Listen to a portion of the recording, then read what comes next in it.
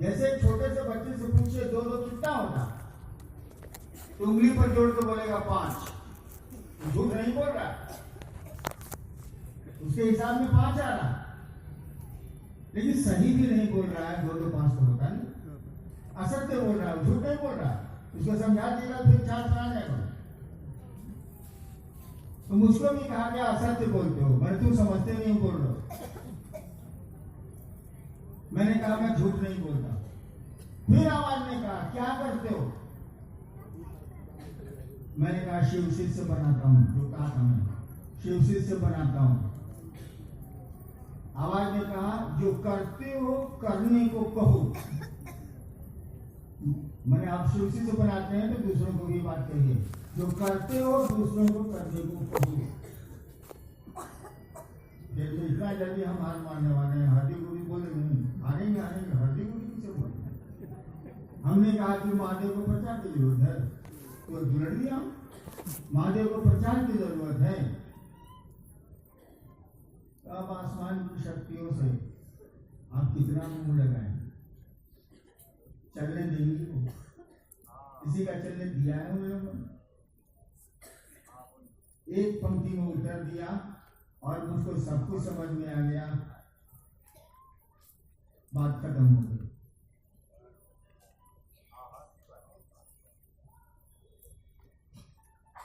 वही काम मैंने भी शुरू किया। आपको कहा कि दूसरों को शिवशिर से बनाएं आप। अमूमन होता क्या है कि आप शिवशिर से बनाते तो जरूर हैं, पूछ जाते हैं कि आपकी खेती है, आपकी उपज है, फसल हम काटेंगे। अरे शिवशिर से बनाए हैं तो शिव का शिर से बनाए हैं, अपना चेहरा नहीं ना बनाया है भाई साहब। किसी को आपने शिवशिर से बनाया है तो शिव का शिर से बनाया है कि अपना शिर से बनाया है? आप उसका मालिक कैसे हो गए? उसके कमांडर कैसे हो गए आप? आपको जितनी बात समझ में आती है उसको शिव की ओर घुमाइए, नहीं तो छोड़ दीजिए। आपसे मजबूत है महादेव भाई साहब। जब वो हमको समझा सकता है, हमें ऐसे हरामी आदमी को समझा सकता है, वो किसी को समझा सकता है।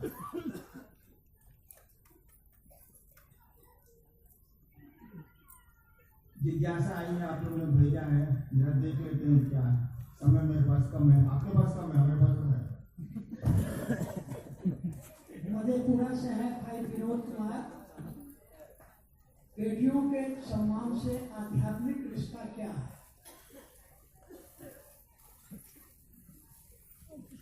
भोजपुरी में क्या हो?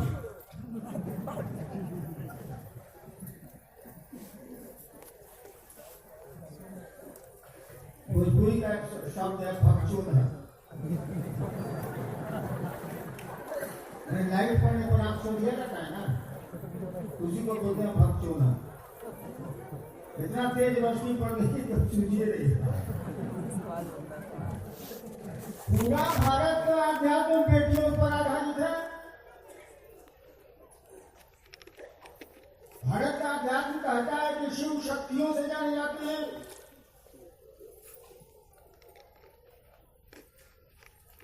मच्छरनाथ ने कह दिया शिव शक्ति के बिना शव है।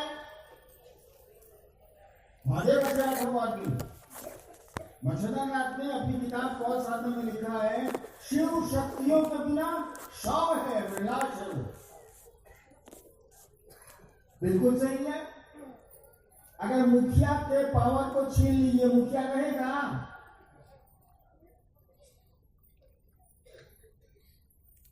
अगर दरोगा जी के पावर को छीन ले सरकार, दरोगा जी रहेंगे?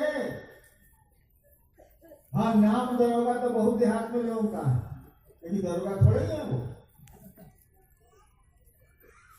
मच्छरनाथ ने कहा शिव शक्तियों के बिना शव है। बिल्कुल सही बात है। अब देश का कोई बहुत बड़ा नेता है, उसका पावर छीन लीजिए, नेता रहेगा वो? शिव शक्तियों से जाना जाता है। तो भारत के अध्यात्म में तो शक्तियों का ही महत्व रहा है। शक्ति पूजा की परंपरा आज से है। सिंधु घाटी सभ्यता जो भारत की अभी तक सबसे पुरानी सभ्यता जो अब तक मिली है, उसमें भगवती का छल्ला मिला, पशुपतिनाथ का वो की मुहर मिली है। यानी बहुत पुराना सिस्टम है ये भारतवर्ष का। और अगर आध्यात्म में शक्ति का बेटियों का कोई प्रभाव नहीं है तो शिव शक्ति के बिना शव है, हम आप भी शक्ति के बिना शव है, लाश है।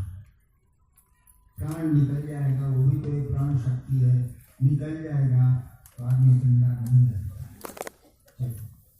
जी, मधुबनी से हैं भाई विजेंद्र प्रसाद जी। अहर्निश शिव शिष्यता की अवधारणा क्या है? अहर्निश शिव शिष्यता की अवधारणा क्या? अहर्निश का मन समझते हो? अहन मन होता है दिन, पूर्वान्न, अपराह्न, मध्याह्न, अहन मन दिन, निशा मने रात। अहर्निश मने दिन रात। शिव शिष्यता की अवधारणा क्या है? प्रश्नकर्ता ने यही भेजा। वही आपके 3 सूत्र हैं।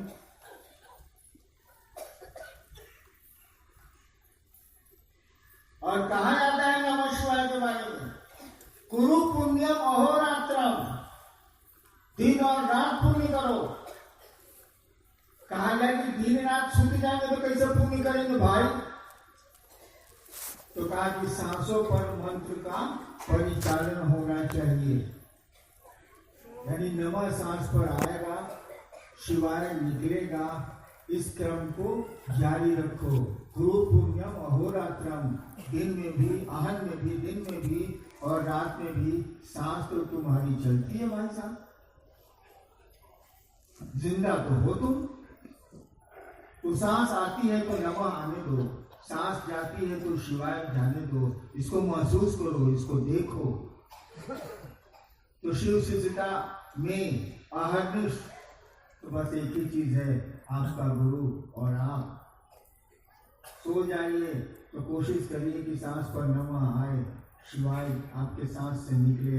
लेकिन जरा 11 बार करके दिखलाइए तो मुझे मरद आपको हम 11 बार महादेव का ध्यान करिए, उनको स्मरण करिए। ध्यान क्या कीजिएगा, देखो नहीं क्या ध्यान का होगा, स्मरण करिए। आज हम नमः शिवाय सांस पर चलाइए तो बूझा मरद आपको हम। मन भटक जाएगा, दुनिया के जंजाल में घुस जाएगा। हमने कहा 11 बार तो कर लो यार, लेकिन 11 बार से ज्यादा हम ही अलाउ नहीं करते। सांस पर हाँ टुकड़े टुकड़े में करते हैं। अब ये 11 बार कर लीजिए, फिर 4 घंटे के बाद 11 बार नमः शिवाय सांस पर कर लीजिए, फिर 5 घंटा 4 घंटा के बाद कर लीजिएगा, फिर कर लीजिए। और महादेव का स्मरण करके करें। प्रेतों को बुलाने का तरीका जानते हैं? देख लीजिए, एक बात समझ लीजिए। आदमी को बुलाने का तरीका क्या है? आपके यहां शादी है, किसी को बुला रहे हैं दरी बिछाने के लिए, तो क्या करिएगा? आओ तो काम तो देंगे, बोलिएगा आवेगा? बुलाना ही होगा। जैसे आप बड़ों को बुलाते हैं वैसे समाज के सभी वर्गों को बुलाना होगा। तो नियम ही कहना होगा कि भैया तू आ जाएगा, कुछ काम हुआ। आसमान के लोगों को कैसे बुलाते हैं? जैसे शिव को बुलाते हैं वैसे प्रेतों को बुलाते हैं। जैसे शिव और भगवती का आह्वान होता है वैसे प्रेतों का आह्वान होता है। तरीका एक ही है। प्रेत सिद्धि में क्या होता है? प्रेतों का नाम स्मरण। अगर कोई स्वरूप है तो स्वरूप को याद करिए। हम महादेव में क्या होता है, भगवती में क्या होता है? स्वरूप का स्मरण जो आपके दिमाग में है और उनका नाम एक ही चीज है दोनों। तो आसमान के से लोगों को संपर्क करने का तरीका एक है, धरती पर एक है। तो जरा महादेव का जो स्वरूप दिमाग में आता हो उस स्वरूप को दिमाग में लीजिए। अगर सांस पर नमः शिवाय 11 बार करिए तो देखिए आपका मन वहां रहता है कि बाजार में चला जाता है। डमरू के बाजार में घूमने लगे। हाँ, मधुबनी से दरभंगा पहुंच जाएगा सर। तो पूछते क्या है, करिए उसको, 11 बार करिए। कितने लोग हैं जो रात में सोते समय 11 बार नमः शिवाय सांस पर करके सोते हैं? कितने लोग हाथ उठाए? झूठ उठेगा तो बुझ लिया बाबू कौवा कट। कितने लोग हैं? चलिए इतने मर्द तो पैदा हुए। हाँ महिलाएं, मर्द महिलाएं और मर्द कहने में महिला कहाँ से आए? मर्द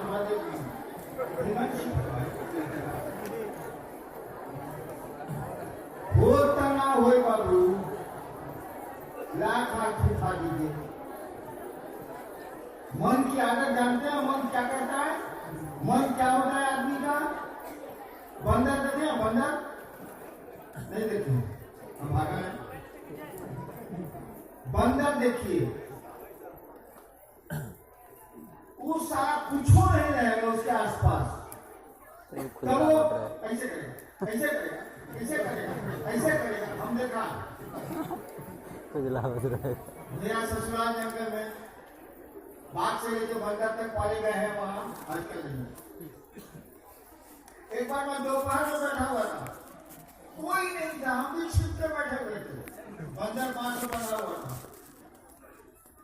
एक चिड़िया भी नहीं थी उस गार्डन में, तो फुलवाड़ी में।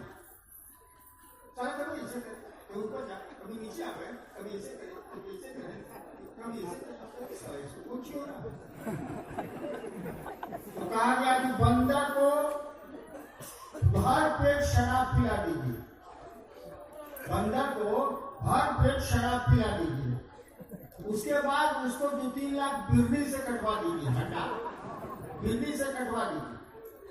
तब बंदर जैसा करेगा, आदमी का मन वैसा ही होता।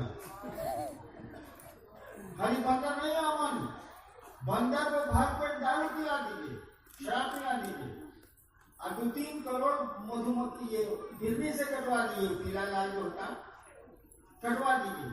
तब जैसा एक्शन करेगा बंदर, आदमी का मन वैसा ही होता।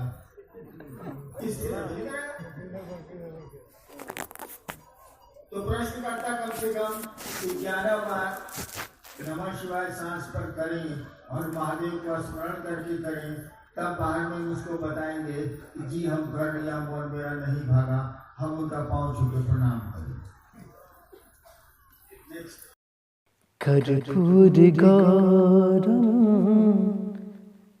करुणावतारम